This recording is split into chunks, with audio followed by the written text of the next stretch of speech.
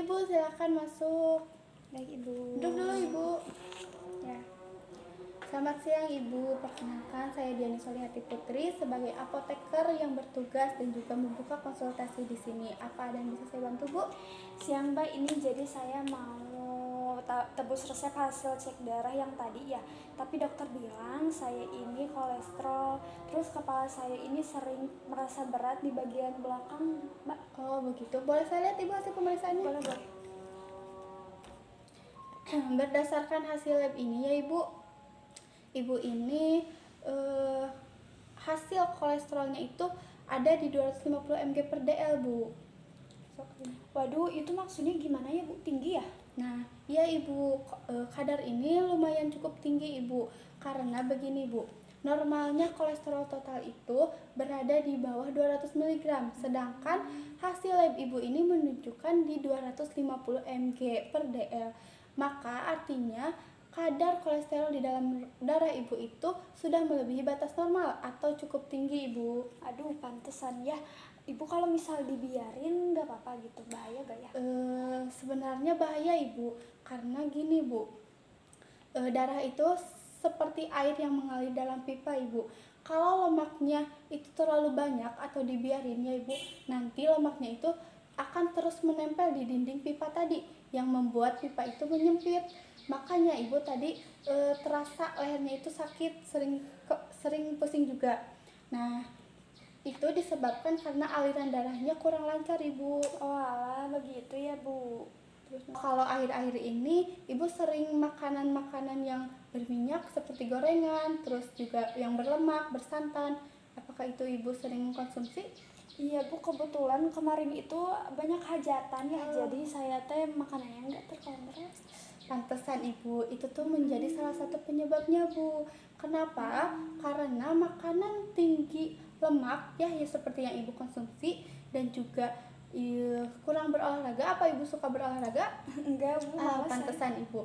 Nah, itu tuh menyebabkan tubuh kita itu sulit membakar lemak tersebut Bu. Nah, akhir-akhir ini Ibu harus sering berolahraga ya Bu, agar kolesterolnya itu bisa dikontrol kembali. Siap Ibu. Tetapi Ibu jangan terlalu khawatir ya Ibu, karena hal ini tuh bisa diperbaiki asalkan Ibu disiplin mengatur pola makannya, berolahraganya. Seperti Ibu tuh harus olahraga 30 menit setiap harinya, kayak jalan-jalan aja gitu Bu. Terus kalau makanannya Ibu tuh harus dikurangin, kayak gorengannya yang berlemak. Pokoknya Ibu harus mulai sekarang itu makanan yang sehat Bu. Siap kalau begitu. Saya akan makanannya terkontrol sama olahraga deh. Bagus Ibu. Itu tuh bisa mempengaruhi kesehatan Ibu ke depannya juga Ibu. Apalagi Ibu ini masih muda ya Ibu. Iya Bu.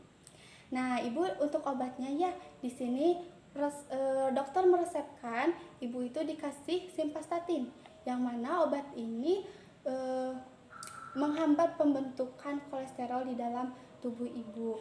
Diminumnya cukup 1 kali sehari pada malam hari sebelum tidur Bu. Kenapa pada malam hari Bu?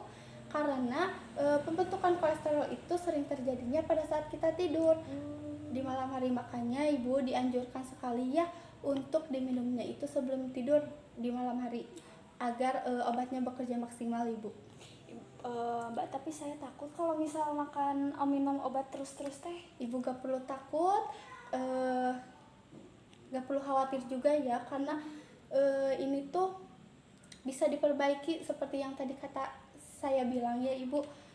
Kalau Ibu disiplin minum obatnya, makanannya juga teratur, olahraganya juga teratur, ini bisa memungkinkan mengurangi kadar kolesterolnya. Baik. Apalagi nanti kalau pas kontrol lagi sama dokternya, bisa dikonsultasikan untuk dosisnya dikurangi. Kalau Ibu selama ini 3 bulan ke depan atau beberapa bulan ke depan hidup dengan sehat Ibu. Ya. Apa ada yang bisa ditanyakan lagi? Cukup Bu, penjelasannya alhamdulillah ya, jelas sekali. Udah. Ibu, ini ya untuk obatnya simvastatin tadi ya, boleh diminum secara rutin ya Ibu, agar Ibu kembali sehat. Baik Ibu, terima kasih ya Bu ya. Ya, Makasih Ibu. banyak Ya, Ibu. Silakan Ibu. Ya Ibu.